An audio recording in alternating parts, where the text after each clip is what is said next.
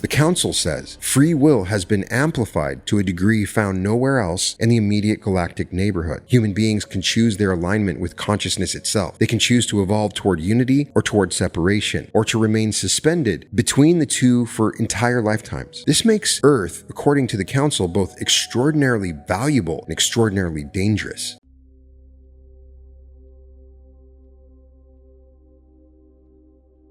Welcome to the Reality Revolution. I'm your host, Brian Scott, and we have a tasty episode today. We're talking about the Council of Nine, and we're asking the question, who really governs our solar system? So let me paint the picture. A chamber is sealed. Copper mesh covers every wall. Copper mesh runs along the ceiling. Copper mesh wraps the floor. Inside this small room in upstate New York, no radio waves, no electrical fields, no form of electromagnetic communication known to science. Michael Faraday discovered the principle in the 1830s. A fully enclosed metal mesh blocks every signal traveling through the electromagnetic spectrum. Engineers have used the design for over a century to shield sensitive equipment from interference. The man who built this particular chamber is a medical doctor named Andrija Puharich, and he built it for one specific reason. He wanted a scientific control. If contact with non-physical intelligence can still occur inside a chamber where every conventional signal pathway has been blocked, then whatever is reaching through must be operating outside the electromagnetic spectrum entirely. The cage rules out radio signals. The cage rules out telepathy traveling through ordinary electromagnetic fields. The cage rules out every known mechanism of physical communication that could explain what is about to happen. It is the autumn of 1974. Phyllis Schlemmer settles into the chair at the center of the chamber. She closes her eyes. Her breathing slows. The medium has spent years developing the depth her body now displays as it sits motionless in the soft yellow light. Across from her, a man in his early 50s opens a notebook. His hair is thinning. His eyes are calm and attentive, the eyes of someone who has spent decades writing dialogue for the screen and recognizes when a moment requires precision. He clicks the pen open. He waits. The session begins. The entity speaking through Schlemmer has been speaking through her for years. The entity calls itself Tom. Tom claims to represent a collective awareness, a council of 9 intelligences operating outside ordinary space and time, reaching for human consciousness across hundreds of years of recorded history. Tonight, the man with the notebook is going to ask the question he's been holding for almost a year. He clears his throat. He looks at the woman in trance. He asks the entity, "Who are you?" The pause is longer than the man expects. The breathing of the channeler shifts. The voice that answers belongs to someone else. The accent has changed. The cadence has shifted. The phrasing has acquired a formality the woman never uses in ordinary speech. The voice speaks 5 names in succession. The first 4 are unknown to modern ears. The 5th is the name of a god whose religion died 2,000 years ago. The voice says, "I am Atum."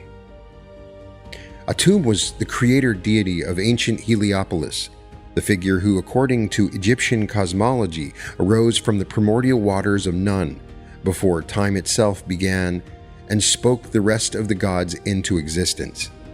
His worship vanished. His temples crumbled into desert dust.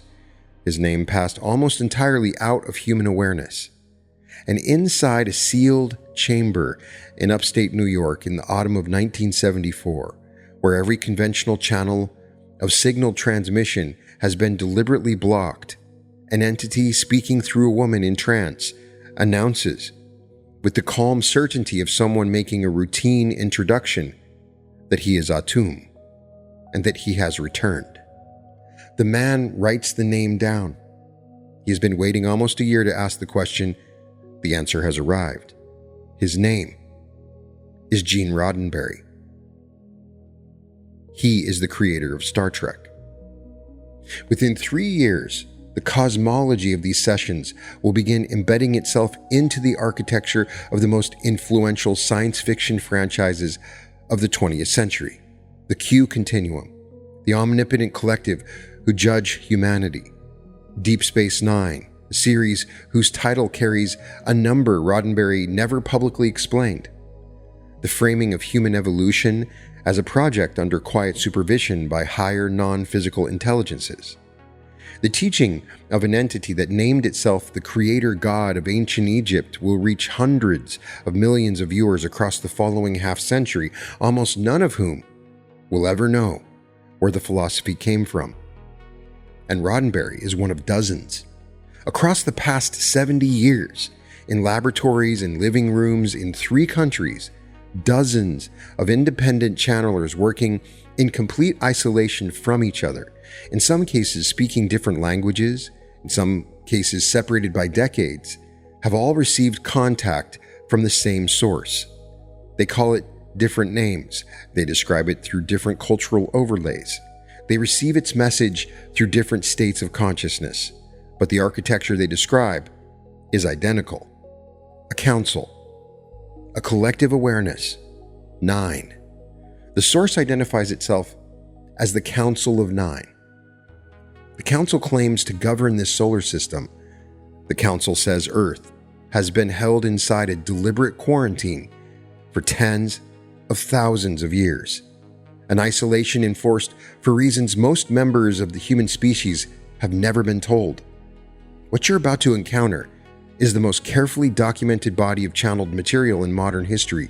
The pattern emerging across the 70-year record refuses every easy explanation. The implications taken seriously recontextualize the entire human experience.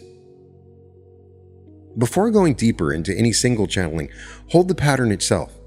In December 1952, an Indian mystic named Dr. D.G. Vinod walked into a private research laboratory in Maine and began transmitting messages from a source identifying itself as the 9 Principles. In the 1970s in upstate New York, Phyllis Schlemmer began channeling Tom, the spokesperson of the Council of 9. Between 1981 and 1984, in Louisville, Kentucky, a small research group led by retired physics professor Don Elkins contacted an entity called Ra, who identified itself as a member of the same council, or of the same confederation in which the council was apprised.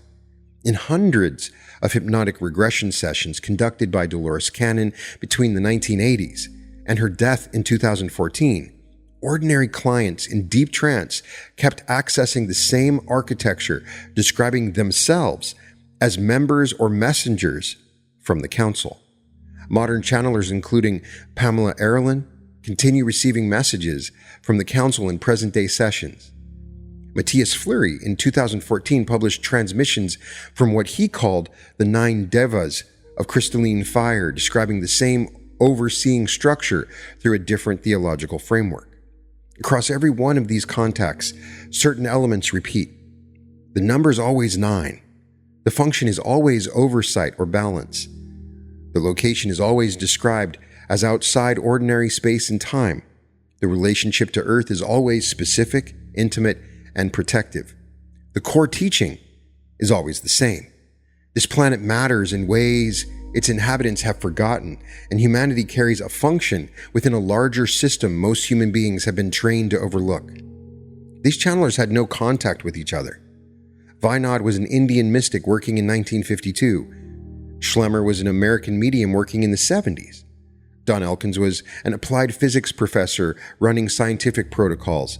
Dolores Cannon was a Missouri hypnotherapist whose clients walked in off the street with no background in any of this material. And yet the architecture they describe converges with a precision that demands explanation. Either there is a coordinated deception across multiple decades and multiple continents organized by parties unknown for reasons unknown, Or the channelers were drawing on a shared archetype, embedded so deeply in human consciousness that independent receivers keep pulling it from the same well. Or the source is real, and the Council of Nine has been reaching out to anyone in any era who develops the capacity to listen. The official position of mainstream culture is that this material can be dismissed without examination. The actual evidence, when assembled, refuses to stay dismissed. The modern record begins in 1948. A medical doctor named Andrija Puharich establishes a private research laboratory in Glen Cove, Maine, and names it the Round Table Foundation. Puharich is brilliant, well-funded, and obsessed with one question: can human consciousness be measured, trained, and extended beyond the body? He gathers an unusual circle: the famous Irish medium Eileen Garrett, the Dutch clairvoyant Peter Hurkos, the philosopher and inventor Arthur M. Young, who designed the first commercially successful helicopter for Bell Aircraft, the socialite Alice Bouvier, born Alice Astor, heir to one of the great American fortunes. Henry Wallace, former Vice President of the United States, becomes an occasional visitor. Puharich is also receiving funding from sources he keeps quiet about. Documents declassified decades later confirm what researchers had long suspected. The United States intelligence community was watching the Round Table Foundation closely, and at least some of the funding flowed through quiet government channels. In fact, some people try to argue that the Law of One is linked to Puharich because Puharich did visit LL Research, and some people have tried to claim that because of that, the Law of One is somehow some kind of secret intelligence operation. The evidence doesn't seem to indicate that. But the evidence regarding the Council of Nine is so interesting.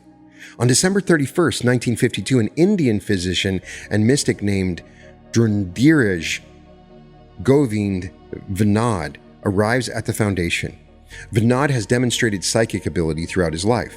He has come to Maine to participate in Puharich's experiments. The first session begins. Vinod enters trance. His voice changes. The accent shifts. The phrasing requires a formal cadence the man himself never uses in ordinary speech. He begins to speak as a collective. The transmission identifies itself as the Nine Principles, or simply the Nine. The messages are philosophical, cosmological, and pointed. The Nine describe themselves as a circle of intelligence operating outside the bounds of ordinary time and space. They describe Earth as a unique location in the larger cosmic structure. They describe humanity as carrying potentials most members of the species have yet to realize. Puharich records everything. The sessions continue for months. Then Vinod returns to India in early 1953, and the contact ceases for years. But Puharich has been changed. He has heard something that bypasses his medical training and his scientific protocols. He has heard a voice claiming to speak for a council overseeing the development of his entire species. He will spend the next 4 decades trying to reestablish the contact.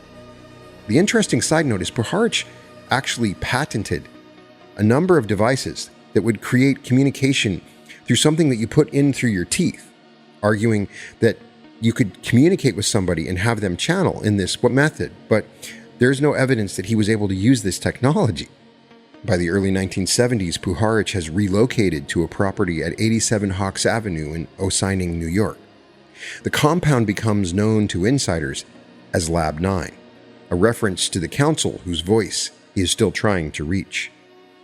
The visitors are extraordinary. Uri Geller, the Israeli psychic Puharich brought to the United States for testing, lives at the property for extended periods. Werner Erhardt, founder of EST, attends sessions. Sir John Whitmore, former British racing driver and quiet financier of much of the work, becomes a permanent member of the inner circle. The Olympic hurdler David Hemme participates. Biologist Lyall Watson, whose 1973 book Supernature became a worldwide bestseller, joins the research. Members of the Bronfman family, owners of Seagram and one of the wealthiest families in North America, sit in on transmissions under pseudonyms. European nobility appear and depart. At least one personal friend of President Gerald Ford takes part. Gene Roddenberry, the creator of Star Trek, begins attending in 1974. Be sure to check out my episode, The Council, where I read some of these channelings. The channeler in this period is Phyllis V. Schlemmer, an American medium of remarkable depth. The sessions take place inside the copper mesh chamber Puharich has constructed in the Carriage house, designed to screen out electromagnetic interference that might affect either the channeler or any subtle field she is attempting to perceive. The room is the only structure of its kind on the planet, built specifically for the kind of sustained contact Puharich has been seeking since the Vinod sessions ended 20 years earlier. Schlemmer enters trance. The entity that arrives identifies itself as Tom. Tom is articulate, occasionally folksy, sometimes severe. The voice answers questions for hours. The transcripts run to thousands of pages. The teachings cover cosmology, history, the nature of consciousness, the structure of the soul, the role of Earth within a larger interplanetary council, and the urgent question of whether humanity will survive its next century. Then, in September 1974, Roddenberry asks the question that cracks the deeper architecture open. He asks Tom who he is. Tom answers with a list of Egyptian gods: Tahuti, Hamarkos, Herenkar, Thomas, Atum. Roddenberry has been talking for almost a year to the creator god of ancient Heliopolis. Tom is Atum, the first being according to the Egyptian cosmology, the one who arose from the primordial waters of Nun and spoke the rest of gods into existence. And the other 8 members of the council Tom indicates across subsequent sessions are the rest of the Egyptian Ennead, Shu and Tefnut, Geb and Nut, Osiris and Isis, Set and Nephthys. The 9 creator gods of ancient Egypt, whose temples crumbled into desert 2,000 years ago, whose names had passed almost entirely out of human awareness, were claiming to still exist. They were claiming to still govern. They were claiming to be speaking in 1974 through a deep trance medium in upstate New York to a television writer who would carry their cosmology forward into one of the most influential pop culture franchises of the 20th century. Roddenberry attended sessions with Tom across 1974 and 1975. Transcripts of his first questions and Tom's answers were preserved by Schlemmer and published decades later in her 1993 book, The Only Planet of Choice. Read those exchanges today, and the architecture of Star Trek: The Next Generation becomes impossible to miss. The Q continuum, the omnipotent collective who appear out of nothing, judge humanity, occasionally intervene, and exist outside the constraints of linear time. The cosmology, where the Federation is being quietly supervised by older, vastly more advanced intelligences. The framing of human evolution as a project under sustained observation by beings who care about the outcome. All of it was being dictated to Roddenberry in trance sessions between 1974 and 1975 by an entity claiming to be one of the original gods of Egypt. Roddenberry developed The Next Generation in the mid-1980s. He cast the show with deliberate intent. Patrick Stewart, a classically trained Shakespearean actor, was given the captain's chair because Roddenberry wanted a figure who would carry the gravity of philosophical material. The early seasons of TNG return again and again to questions the 9 had been answering for him a decade earlier. The nature of consciousness, the ethics of intervention, the relationship between civilizations at different stages of development, the function of higher intelligence. When Roddenberry developed the follow-up series, he titled it Deep Space Nine. He never explained the choice in any interview. He died in 1991, before the series aired. The man who knew exactly where the number came from took the answer with him, and yet the through line is documented. Roddenberry sat in the Faraday cage. Roddenberry took the notes. Roddenberry built the cosmology into the most enduring science fiction franchise of the 20th century. Hundreds of millions of viewers around the world absorbed the teachings of the Council of Nine through episodes of Star Trek, having no idea where the philosophy came from. The 9 reached the cultural mainstream. They reached it through fiction. They reached it through the unconscious of every viewer who watched a Q Continuum episode and felt the philosophical weight of a collective awareness sitting in judgment of humanity. Now move forward 7 years. Louisville, Kentucky, January 1981. A retired applied physics professor named Don Elkins, his research partner Carla Rueckert, and a third member named Jim McCarty begin a series of channeling experiments using a protocol Elkins has developed across 2 decades of careful work. Elkins is a serious man. He flew combat missions in the Second World War. He taught physics at the University of Louisville. He approached channeling with the same methodological rigor he had brought to his scientific career, designing protocols that minimized contamination, used careful question structures, and recorded every word, transcribed every session, and submitted the material to ongoing analysis. Rueckert, the channeler, was a trained librarian and devout Christian who had been developing her receptivity for over a decade. She entered trance in a controlled environment. She had no idea what entity might respond. She had been told nothing about the Schlemmer material. She had no contact with the Puharich circle. She had read none of their work. On January 15, 1981, an entity began transmitting through her. The entity called itself Ra. Ra spoke in the strange, formal cadence the Law of One transcripts have made famous. The entity identified itself as a social memory complex of the 6th density. It described its previous involvement with Earth, including direct contact with ancient Egypt and the construction of the Great Pyramid at Giza. Then, in subsequent sessions, Ross said something that should have shaken the foundations of every channeling researcher who had heard it. Ra identified itself as a member of the Confederation governed by the Council of Nine, or as a part of it. Different channeler, different state, different city, different decade. No contact between the groups, and the same council surfaced.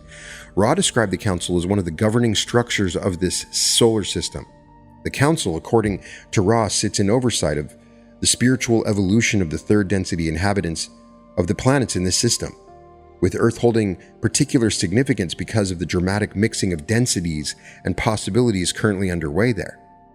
Ra also confirmed several specific details from the earlier Schlemmer material: the Egyptian connection, the function of the council, the role of free will, the status of Earth as a unique node in the larger architecture, and Ra revealed one detail no other source had ever offered with this precision.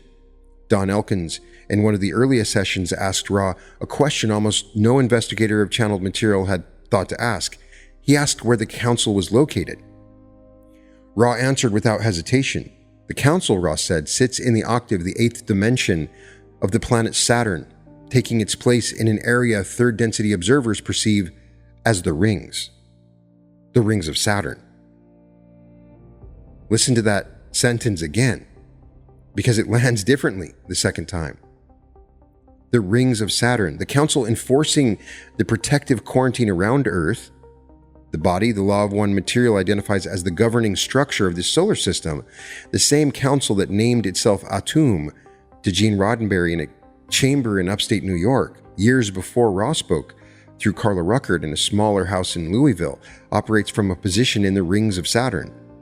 The most visually striking feature of any planet in the solar system, the structure that has held human astronomers in fascination since Galileo first turned his telescope towards Saturn in 1610. The cosmic anomaly whose origin orthodox astronomy still has difficulty fully explaining. The rings. Ra clarified the architecture across subsequent sessions. The rings, as 3rd density observers see them, made of ice and rock and dust, orbiting the planet in patterns of complex resonance, are the physical density expression of a structure operating across multiple densities. What human telescopes capture is the lower dimensional nature of something operating at scales of consciousness ordinary instruments fail to detect. The rings house the council. The council is in the rings. The visible structure orbiting Saturn in the physical signature of an intelligence operating from a dimensional position above the boundary of human perception.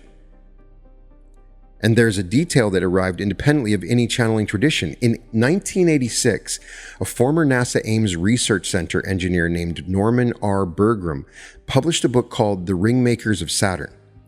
Bergerin had spent decades analyzing imagery from the Voyager missions. He came to a conclusion the mainstream scientific community has refused to entertain. He concluded that Voyager photographs showed a massive cylindrical object in and around the rings, objects he interpreted as artificial structures of enormous scale, objects whose presence and behavior suggested intelligent control rather than natural orbital mechanics. Bergerin was working from photographs. Ra was speaking through trance. Neither knew of the other's work in relevant periods. Both pointed at the rings. Two separate research groups working independently using different methods, channeling through different mediums in different states of consciousness, had now received congruent confirmation of the same source. The Law of One material has become, in the decades since, one of the most carefully studied bodies of channeled text in modern history. The questions Elkins asked were precise, scientific, often technical. The answers Ra provided have been parsed by researchers, theologians, physicists, and consciousness scholars for 40 years. And the architecture Ra described remains the same architecture Tom described to Roddenberry, the same council, the same function, the same teaching, with one additional detail Schlemmer had only hinted at: the address. Now move forward again, late 80s, Huntsville, Arkansas. A hypnotherapist named Dolores Cannon is developing a method she calls quantum healing hypnosis technique. The method places clients in a deep somnambulistic state, deeper than ordinary hypnosis, and allows them to access what Cannon calls the subconscious or higher self. Cannon began her career hypnotizing housewives for weight loss. By the 1980s, she had stumbled into something else. Her clients in this deeper state were accessing material the conscious personality had no apparent way of knowing. Past lives, future lives, other dimensional existences, and with increasing frequency, contact with the structure they identified as the Council. Cannon documented thousands of these sessions across 30 years. The clients came from every walk of life. Most had never read a channeling book. Most had never heard of Phyllis Schlemmer or Don Elkins. They walked in with need to help with their anxiety, with chronic illness, with creative blocks. In trance, they began describing the Council. The descriptions converged: a circle of intelligences, a governing structure, an oversight function, a particular concern with Earth at this moment in its development, a teaching centered on free will, choice, and the role of human consciousness in the larger cosmic project. Some clients describe themselves as members of the Council, incarnated temporarily into human bodies to gather direct experience. Others described receiving guidance from the Council. Others described having served the Council in past lives. Cannon wrote about this material extensively across her later books, especially The Three Waves of Volunteers and The New Earth, published in 2011. She was carefully skeptical, slow to accept her own findings. She had no investment in any prior channeling tradition. She was reporting what her clients were saying session after session, year after year. And what they kept saying was that the Council exists, that it governs, that it watches, and that the current period in human history matters in ways most humans have lost the capacity to perceive. Cannon died in 2014. Her work continues through her daughter Julia and through hundreds of QHHT practitioners trained in her method. The Council still surfaces in modern sessions all the time. The architecture remains stable. In present-day work, channelers including Pamela Erlin report ongoing contact with the Council with messages that thread directly back to the material Schlemmer and Rueckert recorded decades earlier. I'm sure in the comments, I'm going to see lots of references to other channelers that are popular now that are also channeling the Council. Erlin has integrated communication with both the Council and what she identifies as the source Dolores Cannon's clients accessed. 3 generations of channelers, 6 decades of contact, one Council every time. And the message continues. Now widen the lens beyond the modern channeling record.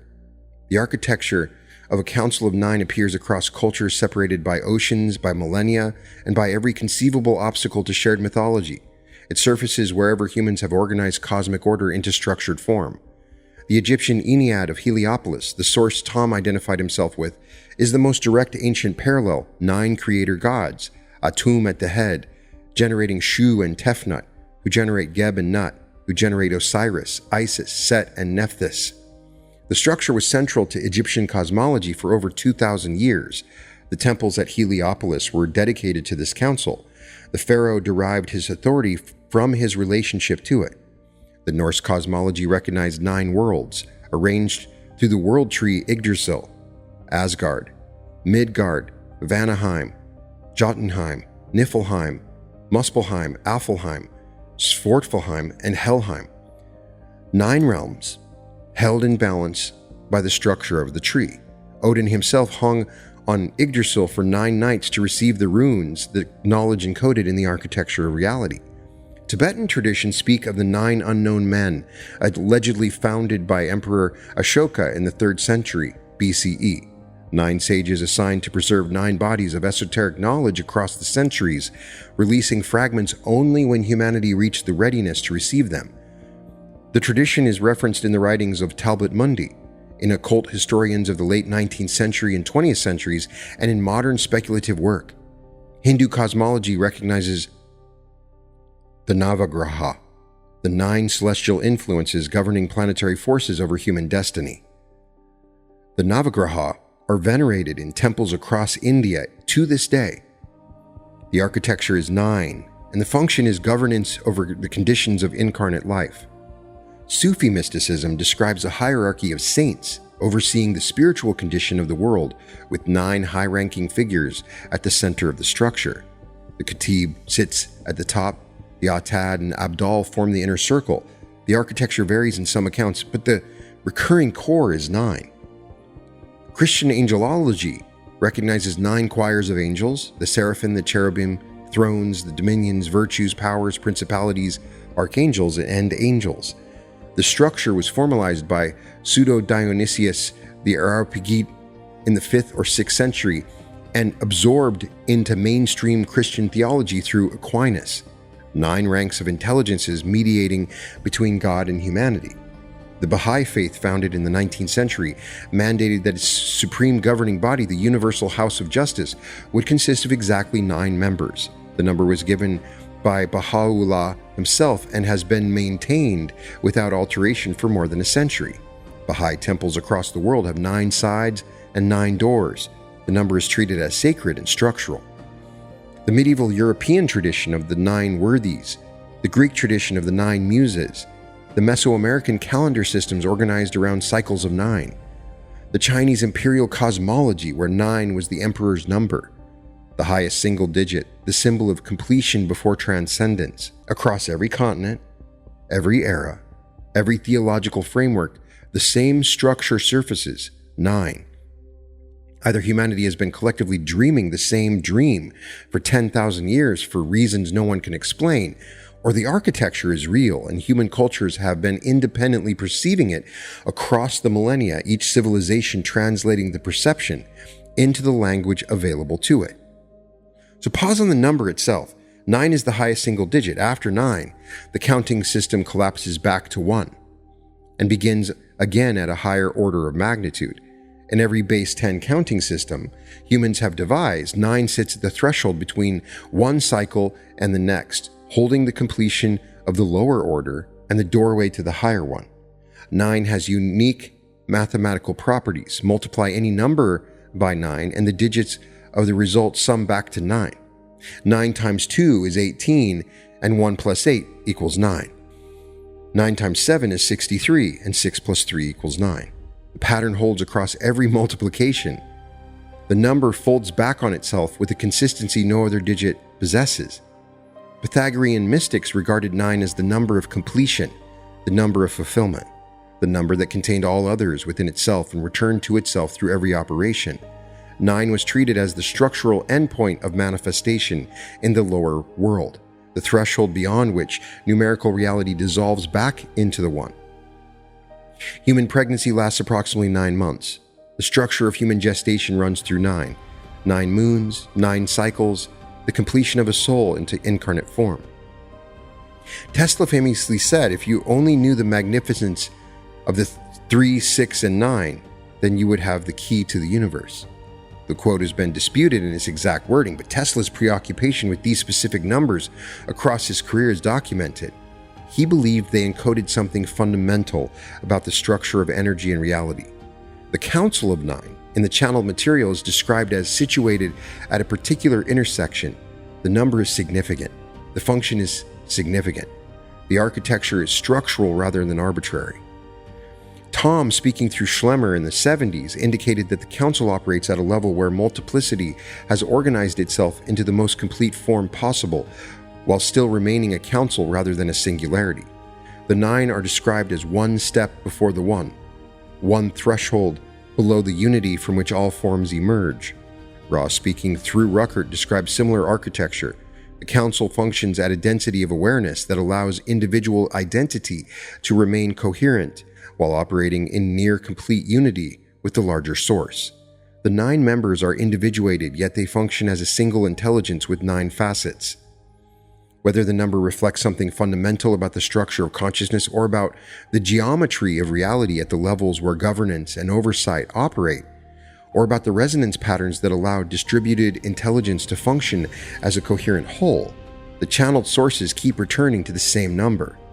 The number is 9, because 9 is the number that works.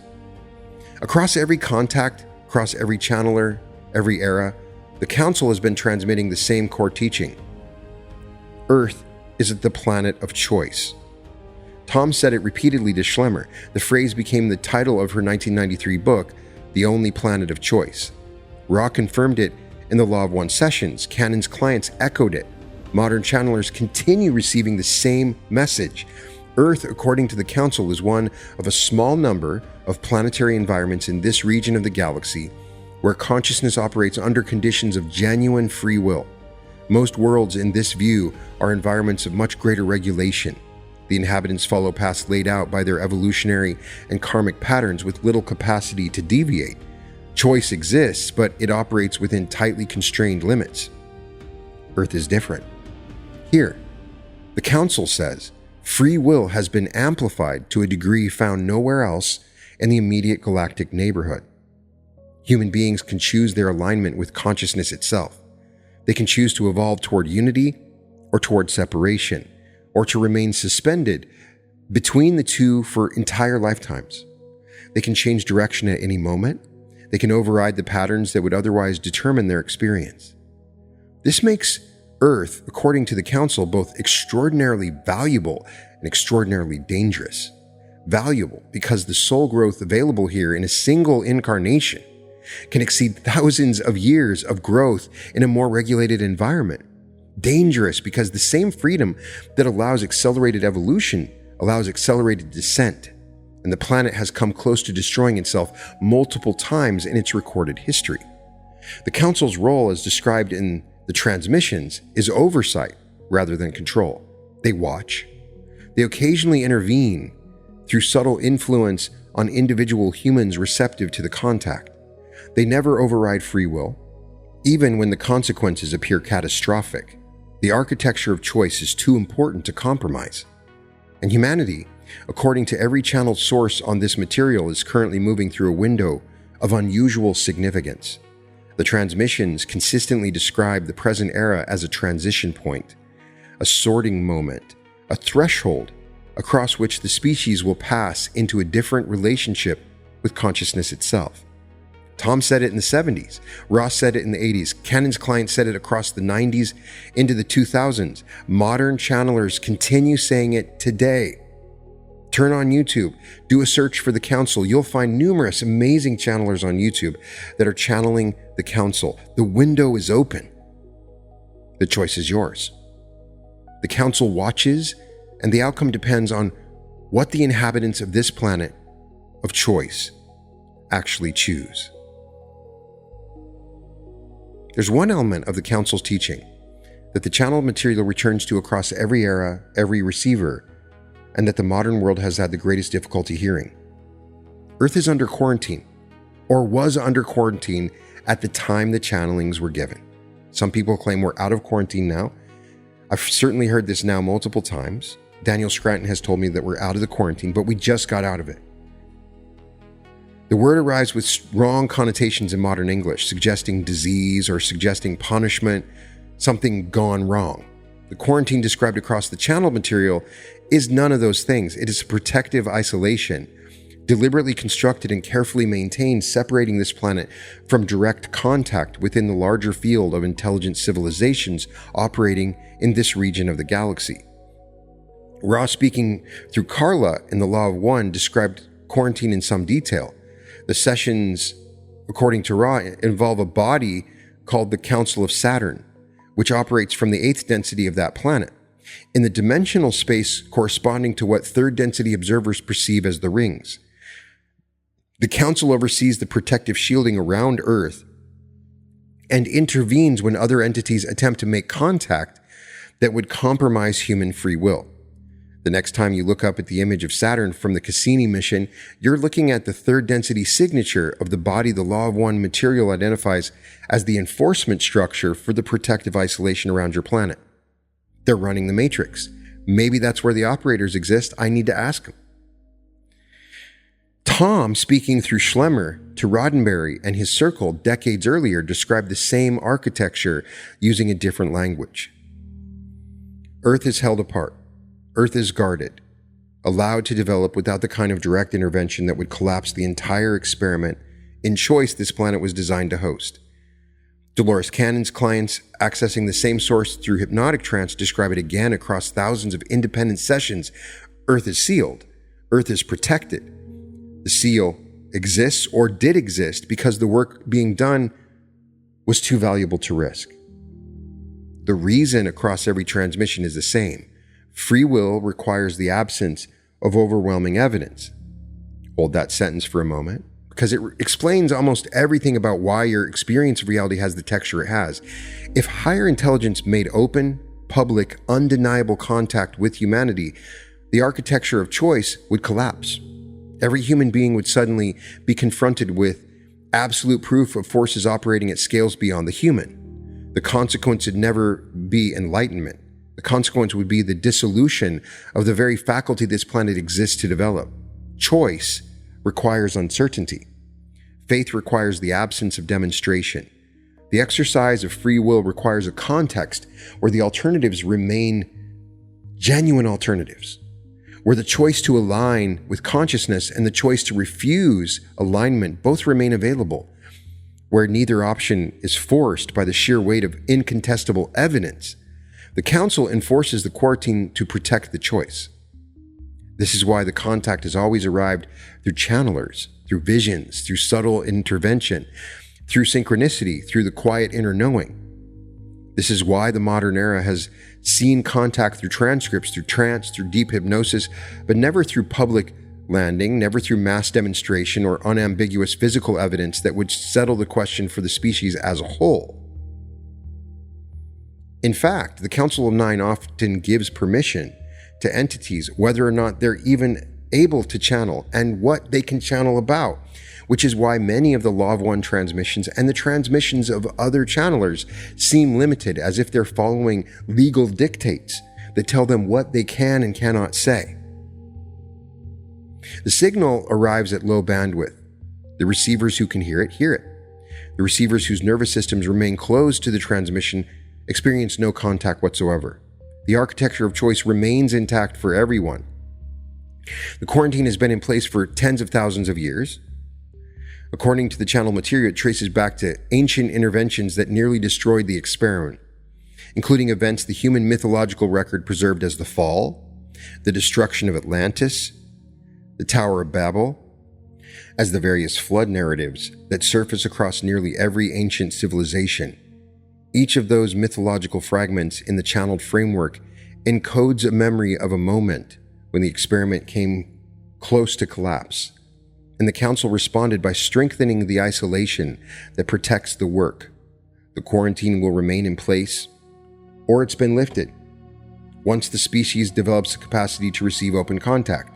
We're going to find out if that quarantine is still in place. Until that happens, or if it has already happened, the contact stays subtle. The transmission stays partial. It may be one reason the channeled messages that we're receiving now are different. A lot more light language coming through, a lot more different sort of channels coming through. And here's the deepest implication of the quarantine architecture. You're inside it. You've lived your entire life inside a protective isolation built to preserve your capacity to choose.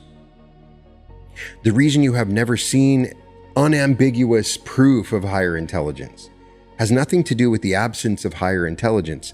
The reason is that the architecture has been deliberately designed to prevent that proof from collapsing your capacity for genuine selection. The Council in this framing has never withheld contact out of cruelty or indifference. They support both sides, service to self and service to others.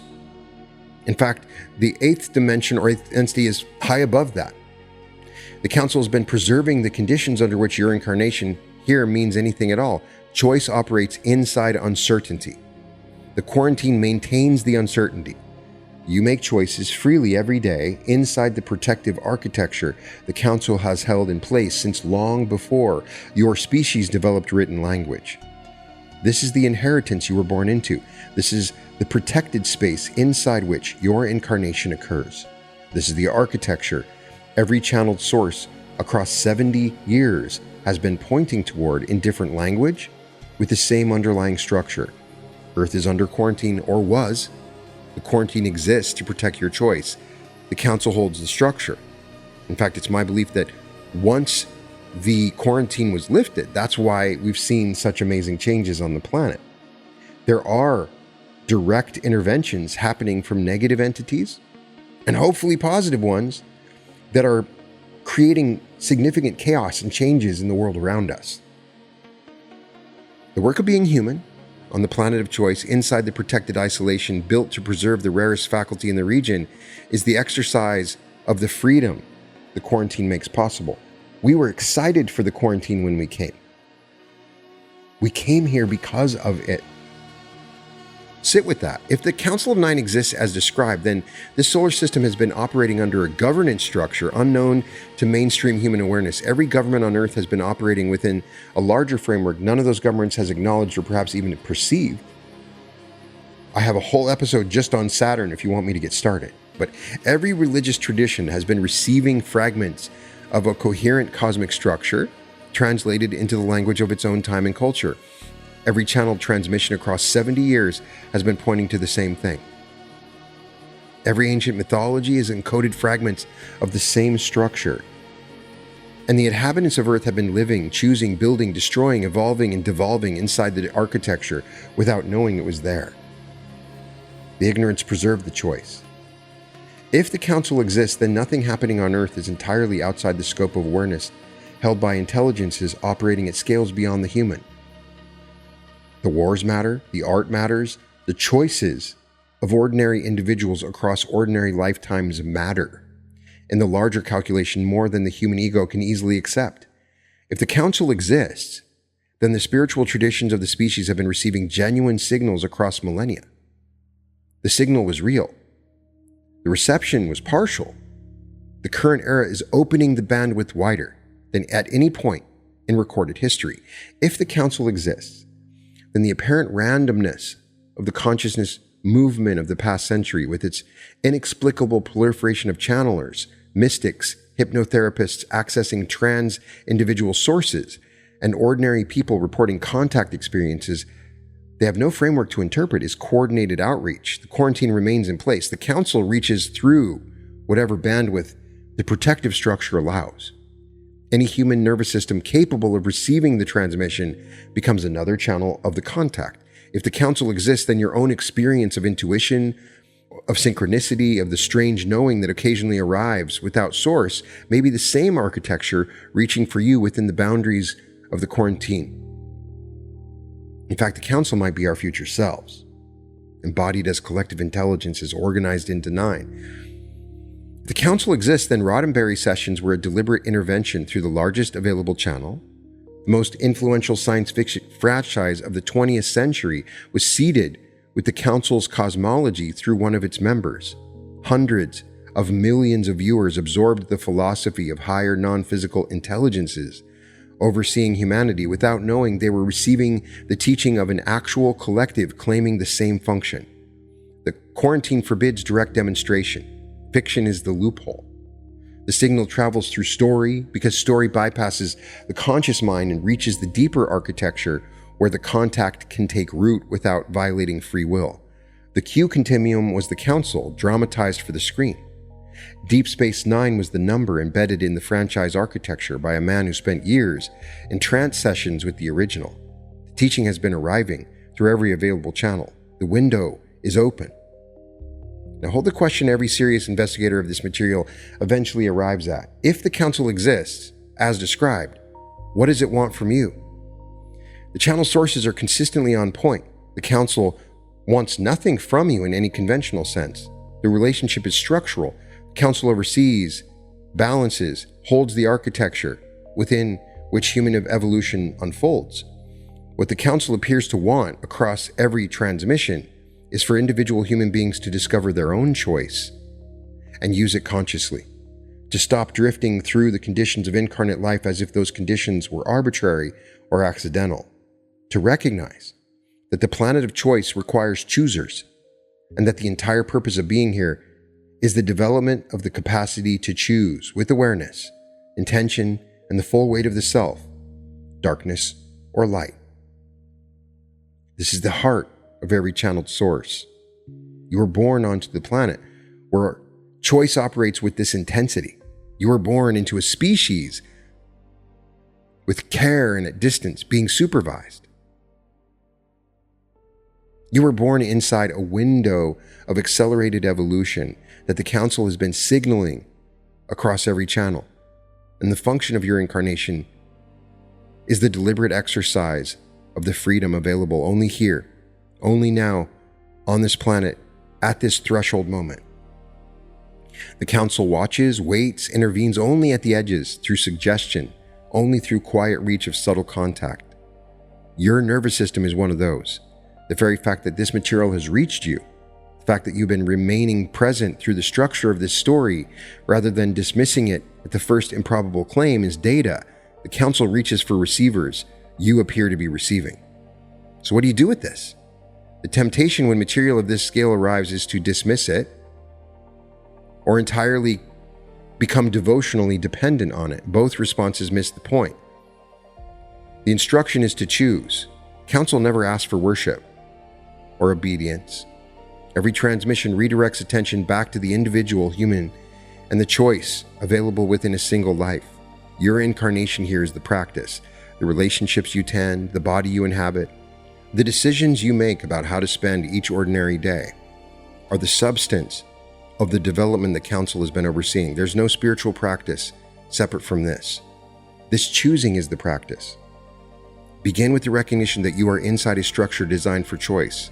Every situation you encounter contains within it the seed of multiple possible responses. The unconscious response is the one your conditioning supplies automatically. The conscious response is the one you select after a brief pause. Begin with the recognition that your perception of yourself is the one selection among many available. You can perceive yourself as a victim or as the chooser of your relationship to conditions. The Council across every transmission indicates that the second perception aligns with the architecture of the planet of choice, and that the first perception, while wildly held by your species, is a misreading of the structure you're inside. Begin with the recognition that the future is being selected through the same faculty that allows present choice. The version of you that exists 5 years from now, 10 years from now, is being constructed through accumulated choices. The Council oversees the architecture, you operate within it. This is what the Council's been transmitting for 7 decades. The architecture is real and the Council watches. The choice is yours. Return one more time to the Carriage House in Ossining, September 1974. Gene Roddenberry sits in a converted barn with a tape recorder, a notebook, and a woman in trance who has told him she's been channeling the creator god of ancient Egypt. Roddenberry will go home that night, continue developing his television franchise, absorb the cosmology of the Council into the deep architecture of Star Trek, where it will reach hundreds of millions of viewers across the following half-century, most of whom will never know they have been receiving fragments of a transmission whose original source claimed to be Atum, the first god of Heliopolis. The signal traveled through fiction because fiction was the only available channel that could carry it at that scale. But the signal also traveled and continues traveling through every other available channel, through the Law of One transcripts, through Dolores Cannon's QHHT method, through Pamela Erlin, and the modern channelers receiving fresh transmissions today. through Matthias Fleury and the variant lineages that have adopted the Nine architecture, through every spiritual tradition, ancient and modern. The Council, whoever they are, whatever they are, have been reaching for human consciousness across the entire span of recorded history. And what emerges from that assembly is the picture sketched across this transmission: a Council of Nine, an oversight function, a particular concern with Earth at this moment. The mystery remains open. The evidence keeps accumulating. And the question that material poses, that every serious investigator eventually arrives at, the question the Council itself in transmission keeps reflecting back to the receiver, is the same question: what will you choose now that you know? Atum spoke to Roddenberry in 74, Ra spoke to Elkins in 81. Tom continues speaking through every channel willing to listen. The Council watches. The window is open. And the choice is yours. You choose what to decide. Before we go, I want to invite you to join the Reality Revolution community. You can find a link in the description. I offer group coaching sessions, exclusive content you can't find anywhere else. It's an amazing community. You can find the link at www.school.com/Reality Revolution. I'm sending all my light, all my love, and I choose love in this moment. And welcome. Welcome to the Reality Revolution. There's a version of your life where everything you've been reaching for arrives, where the money flows, where love opens, where your body heals, where every step carries the frequency of the self you were always meant to be. That life exists, and the path to it has been 8 years in the making. This July, the Reality Revolution comes home to Anaheim. 3 full days of teaching, meditation, and timeline activation. 9 complete sessions designed to move you from the life you're living to the life that is waiting. Activate your pineal gland, meet your higher self, quantum jump into your greatest timeline, enter the bliss body healing state, step into the flow of large sums of money, open fully to love, shift into a higher density new earth. Friday night, the community celebrates together. Saturday evening, a special appearance from Daryl Anka. And by Sunday evening, you walk out as the version of yourself your future self has been waiting for. I knew I had to be in the room because it's different from like listening to the meditation videos online. It was really getting into yourself and how you feel and your timelines. It's time at the event, and it really is. It's wonderful. So I would highly recommend to anyone, if you get the opportunity to do it, absolutely do it. It really is amazing. The Reality Revolution live in Anaheim, July 24th, 25th, and 26th at the Hilton Anaheim. 3 days that will change the trajectory of your life. Early bird pricing is available now. Claim your seat at www.brianscottlive.com/Anaheim.